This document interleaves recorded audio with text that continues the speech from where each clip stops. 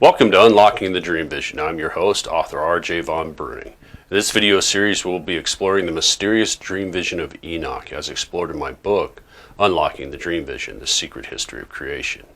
In this video, we'll take a look at the rest of the story, part 3, and help answer a few more questions. If you enjoyed this video, please don't forget to hit the like button below and subscribe for future videos.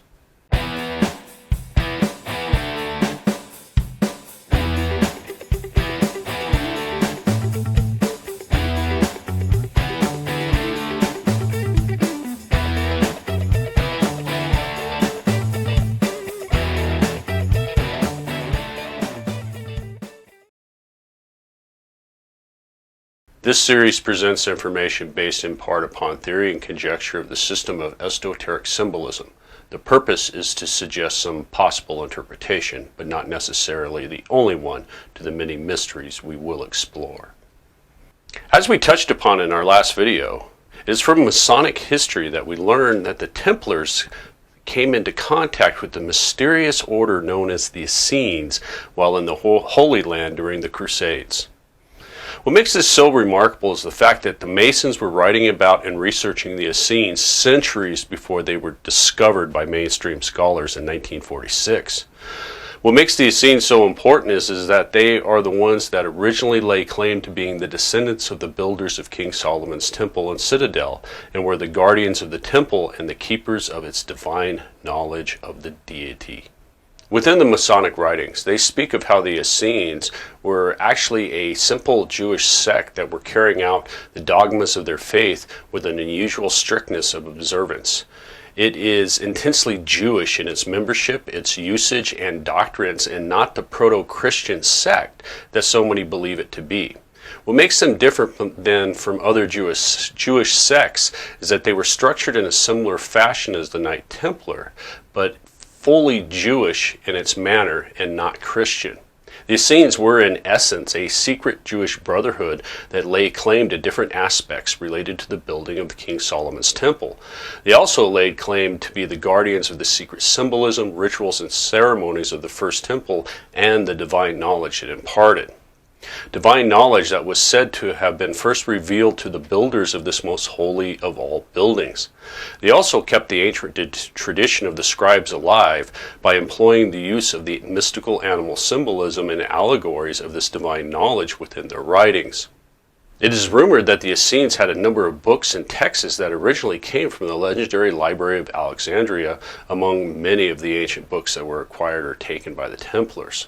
Although the Masonic writers never actually come out and say it, but they strongly hint that many of the basic ideas, rituals, and claims of modern-day Freemasonry as a whole have their origin with the Essenes and the information the Templars received from them during their time in the Holy Land during the Holy Crusades. It also appears that the Templars themselves incorporated several of these rituals and ceremonies for initiation of the Essenes into their own. This primarily took the form of replacing much of the Jewish practice with a Christian perspective with a focus on the Savior. It also allowed the Templars to lay claim to a much older tradition than the Catholic Church. This would have been and is still viewed as a great threat by the clergy and leadership of the Catholic Church, with their claims as being the only true keeper of the divine knowledge of the Savior. This helps explain some of the mystery behind the destruction of the Templars and the greater threat they would have posed to the Catholic Church and their power. This brings us to the next important historical event that had a major impact and influence on all the different esoteric orders, brotherhoods, and societies across Europe: the Plague, or more commonly known as the Black Death. As most are aware, the Black Death that swept across Europe from 1346 to 1353, with an estimated death rate of approximately 60% in Europe and a massive depopulation, it was one of the most devastating pandemics in human history. The world's population in general did not recover to pre-plague levels until the 17th century. Although the Black Death was devastating to the general population as a whole, it was downright destructive to the esoteric orders. Many of these secret groups were completely wiped out by the plague, with their entire membership was killed by it. A few others appeared to have survived the Black Death, but their memberships were so vastly reduced that they were never able to fully recover. Many just slowly disappeared as the surviving members died off one by one over the years. The larger corporations and the more powerful guilds managed to survive, but like the rest of Europe, they were radically changed by the Black Death. One of the biggest changes was that their focus turned more on the business side of the tradition than ever before. The few groups that did manage to survive relatively intact either started becoming more open and mainstream with their knowledge. This helped give rise to both the High Renaissance and the Reformation, or they went underground, hiding from all but their own small membership. This brings us back to our starting point from the very beginning of our journey into the dream vision of the Book of Enoch. In the early 1400s, when Europe finally slowly began recovering from the devastating effects of the Black Death, there was also a revival and a new interest into the many of the different lost orders, brotherhoods, and societies. Much of this revival seems to come from the fact that numerous manuscripts, ancient documents, and general writings of legends from several different esoteric groups that were wiped out by the plague were being found. Somehow these documents managed to survive hidden away until they were found in the early 1400s. These almost forgotten manuscripts, documents, and legend, along with the rumors surrounding other lost knowledge, like the Book of Enoch, were what was beginning to fire the public's imagination in the early 1400s. All of this speculation just added fuel to the fire of the late Renaissance, which then led to the Reformation and the questioning of the power and the control of the Catholic Church over European society. These events bring us to one of the most important individuals within the modern esoteric religious tradition, Sir Francis Bacon, who lived from 1561 to approximately 1626. Sir Francis Bacon is best known as an English statesman, philosopher, jurist, orator, author, and an early scientist or a natural philosopher as they were known at the time. He also served as both Lord Chancellor and Attorney General for the nation of England at the time. He has remained extremely influential through his many works, especially as an early philosophical advocate and practitioner of the scientific method during the beginning of the scientific revolution. What makes Sir Francis Bacon so important to the esoteric religious belief is that over the course of his life and through his work as a statesman and philosopher, he was able to come into contact with a number of different esoteric groups, orders, and brotherhoods and societies at the time and become a member of them. Not only was he able to join a number of these different secret societies, but more importantly, he was able to set up a meeting with a number of these different esoteric groups, thereby bringing them all into contact with each other for the first time in a couple of centuries.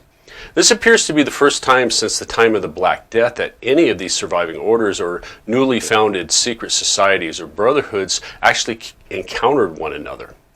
This is the event that in so many ways allowed them to begin sharing knowledge with each other and slowly working together on common goals.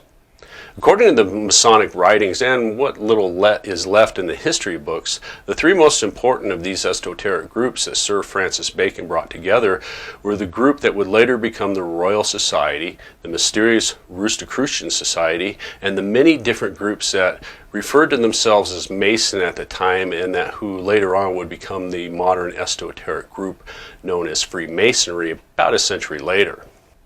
The Royal Society, officially known as the Council and Fellows of the Royal Society of London for Improving Natural Knowledge, is a learned society.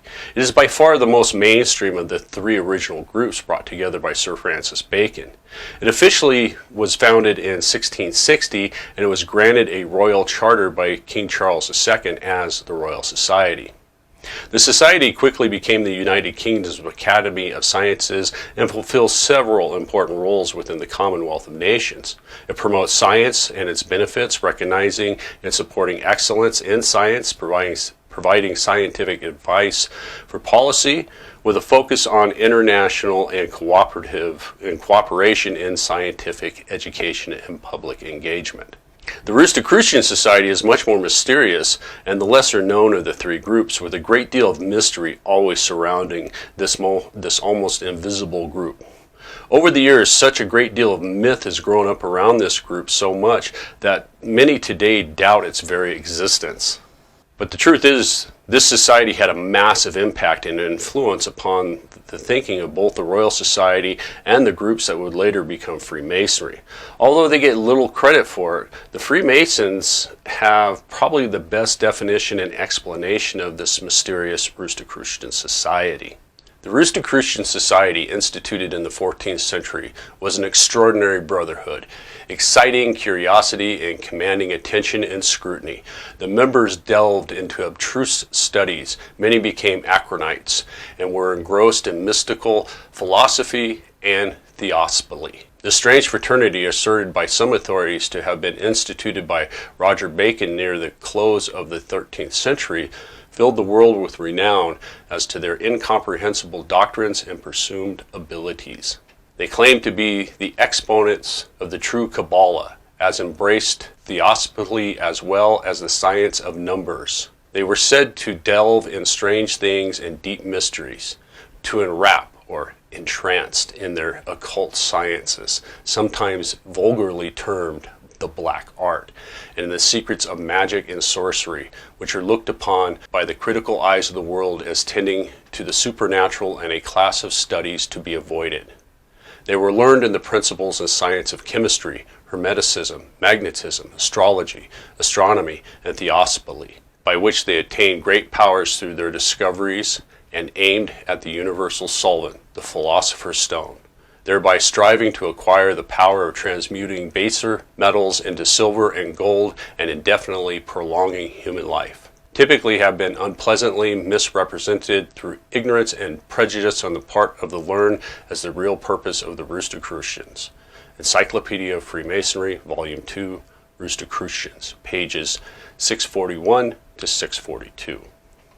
With this explanation, much of the mystery surrounding the Rosicrucians begins to slowly disappear.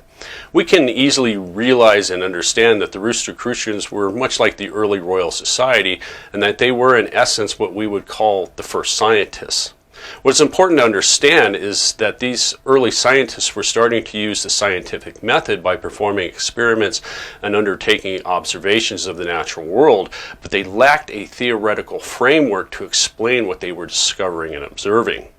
Whereas in our modern age, we're all familiar with the great number of basic scientific experiments, especially in chemistry and magnetism, that would and do look like magic or witchcraft if the underlying scientific principles behind them are not very well understood. This misunderstanding of these first scientists appears to be the primary reason why the Rosicrucians have gotten such a bad rap over the years. It appears that they were much further along scientifically than anybody else at the time, but due to the lack of any theoretical framework or models that could not actually explain what was happening during their experiments or observations. So they, like so many others at the time, tried to explain it within the esoteric and occult traditions of the day. This inevitably led to many to think and believe that they were dealing with evil forces, witchcraft, and sorcery. The additional secrecy of the Rosicrucians being an esoteric order just added to the rumors and claims. It appears that many of these early scientists began using their new discoveries and knowledge to start gaining wealth and create new products and services. This material success further added to the rumors surrounding these men and their mysterious powers that they held, and that allowed them to gain so much. Given the time period, it is easy to understand how ignorance, prejudice, jealousy, and superstition could and would lead to ideas that this strange secretive group of men were some type of warlock or wizard-like wise men dabbling in the dark magical arts. One of the greatest mysteries about the Rosicrucians is what happened to them and whether they still exist. Although there have been great debate about the subject over the years, but based on the available information and common sense, it appears that the Rosicrucians found kindred spirits in the other two groups. It also appears that the original Rosicrucians just slowly merged with both the Royal Society and the early Masonic groups until they just completely disappeared as an individual society. This happened primarily because the Royal Society and the early Masons did not have the same stigma that was surrounding the Rosicrucians. They just simply found it much easier to go to the lodges of the Masons or the Royal Society where like-minded people were already there and hide within their own. It appears that this merging of the Rosicrucians and the early Masons into the Masonic lodges eventually leads to the official revival of the esoteric religion known as Freemasonry in 1717. This official revival then leads to the explosion in the popularity of Freemasonry, where it quickly became the largest and most famous secret society in Europe and the future America. It is a position that it still holds today, 300 years later. I don't think I need to go into any detail of the enormous influence and impact the ideas of the Freemasons have had on the entire Western world, especially within the United States of America. Although many people today look down upon the Freemasons and make outrageous and many unfounded claims about them, it is next to impossible to deny the incredible positive impact they have had on our modern world, and our nation of America would not exist without their influences or their lodges. It was one of the places where the American Revolution was born. If you enjoyed this video, please hit the like button below. And don't forget to subscribe for future videos.